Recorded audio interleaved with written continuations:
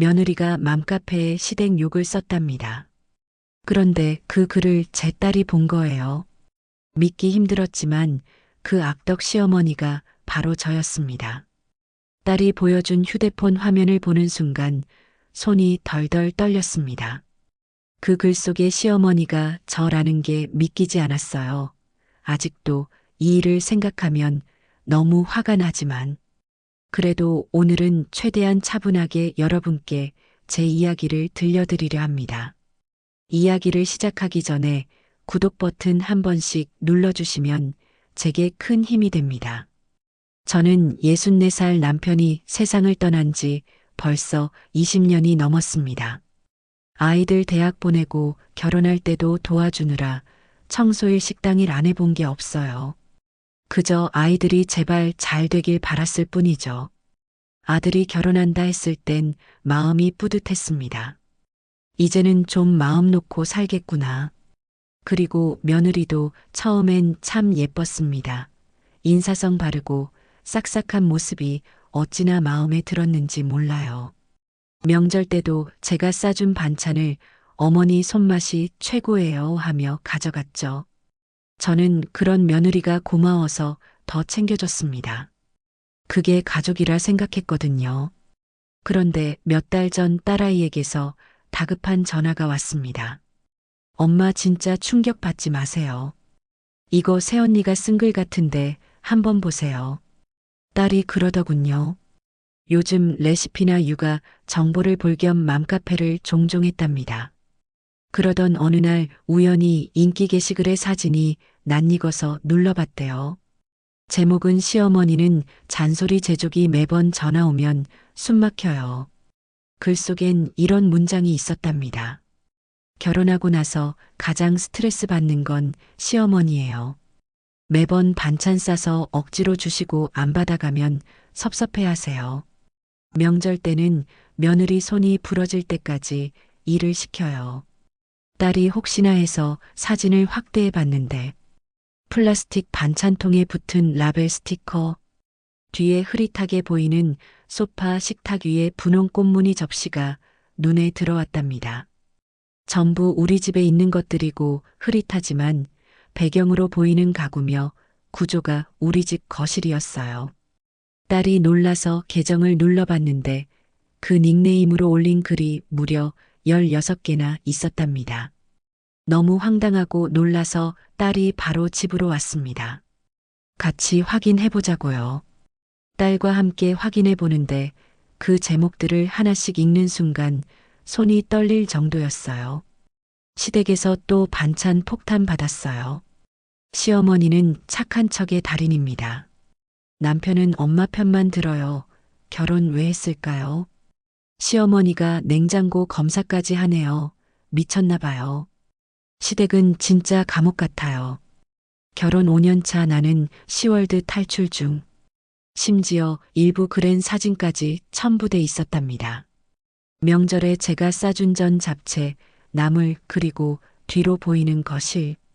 사진마다 저런 음식 억지로 받아가요 같은 문장이 붙어 있었죠. 딸은 너무 화가 나고 황당해서 글들을 전부 캡처했습니다. 엄마 이거 보세요. 다 새언니가 쓴 거 맞는 것 같아요. 이 계정으로 쓴 글들이 전부 우리 얘기예요. 저는 말렸습니다. 그만 보자. 괜히 이 일로 싸움 나면 보기 흉하잖니. 하지만 딸은 더는 참지 못했습니다. 결국 다 확인을 하고 한참 화를 내다가 돌아갔습니다. 며칠 후 딸이 다시 집으로 와서 며느리에게 전화를 걸었습니다. 언니 맘카페에 시월드라고 올린 글들, 언니가 쓴 거 맞죠? 사진도 그릇도 냉장고도 다 우리 집이잖아요. 글을 그렇게 많이 올려놓고 이제 와서 아니라고 할 생각하지 마세요. 제가 다 확인했어요. 딸이 조목조목 따지자 며느리는 울먹이며 말했습니다. 그냥 스트레스 풀려고 쓴 거예요. 진짜로 어머님 욕하려던 건 아니에요. 딸은 참지 못하고 소리쳤습니다. 스트레스요? 무슨 없는 얘기까지 써가면서 스트레스를 풀어요? 사진까지 다 올려놓고 이게 진짜 뭐 하는 짓이에요? 그래서 그 많은 댓글 보면서 스트레스가 풀렸어요? 그런 시월드는 끊어내라, 시어머니 정신 차려야 한다는 댓글들 보면서 속이 시원했냐고요. 결국 딸은 캡처한 글과 사진들을 가족 단톡방에 그대로 올렸습니다. 단톡방은 그대로 얼어붙었죠. 한참 후에야 아들이 짧게 물었습니다. 이거 진짜야? 그리고 다음날 아들이 며느리를 데리고 집으로 찾아왔습니다. 아들은 휴대폰을 보여주며 조용히 말했죠. 이거 다 당신이 쓴 거 맞아? 며느리는 울먹이며 고개를 숙였습니다. 그냥 재미로 진짜로 그런 뜻은 아니었어요. 아들의 목소리가 떨렸습니다. 재미로 우리 가족을 욕했다고? 엄마는 당신 잘해주려고 늘 반찬 싸주고 챙겨줬는데 그걸 악덕 시어머니라고 쓰면 재미있어? 며느리는 울며 소리쳤습니다. 당신은 몰라. 나도 어머님 때문에 스트레스 많이 받았다고 나도 힘들었어. 그러자 아들이 소리쳤습니다. 힘들면 말을 하던가. 세상에 가족 얘기를 올려서 욕하면 우리 집은 뭐가 되는데. 딸은 옆에서 냉정하게 말했습니다. 언니 엄마가 언제 언니 괴롭혔어요? 오히려 언니 아플 때 약 사다 주고 명절마다 음식 챙겨줬잖아요. 그런 엄마를 악덕 시어머니로 만들면서 재밌었어요? 그렇게 익명으로 쓰면 우리가 모를 줄 알았냐고요. 그날 며느리는 울면서 친정으로 돌아갔고 아들은 제 집으로 와버렸습니다. 며칠 뒤 며느리에게서 문자 한 통이 왔습니다. 죄송합니다. 저도 왜 그랬는지 모르겠어요. 너무 제 생각만 했던 것 같아요. 하지만 그 문자 한 줄에는 책임도 진심도 느껴지지 않았습니다. 아들도 말했죠. 엄마, 이젠 좀 거리를 두자. 이 일은 그냥 넘길 수 없어. 지금도 저는 그 맘카페 캡처를 지우지 못하고 있습니다. 한때 가족이었던 사람이 익명 공간에서 저를 완전히 다른 사람으로 만들어 놓았다는 게 너무도 충격이거든요. 결국 그 몇 줄의 글이 한 가족을 갈라놓았습니다.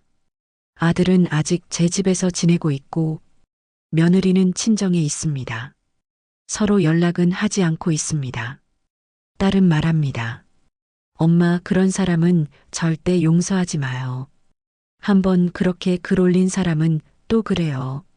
하지만 제 마음은 그렇게 단단하지 못합니다.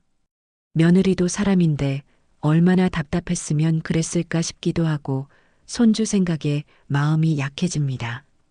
요즘은 그런 맘카페가 참 무섭다는 생각을 합니다. 얼굴도 이름도 모르는 사람들이 한 사람의 말만 듣고 가족 전체를 욕하고 나쁜 사람으로 몰아세운다는 게 그게 얼마나 잔인한 일인지 뼈저리게 느꼈습니다. 여러분이라면 어떻게 하시겠어요? 그래도 아들과 손주를 위해서 며느리를 용서해야 할까요? 아니면 한번 깨진 신뢰는 다시는 이어가지 않는 게 맞을까요? 댓글로 여러분의 생각을 들려주세요. 끝으로 구독, 좋아요는 영상 제작에 큰 힘이 됩니다. 감사합니다.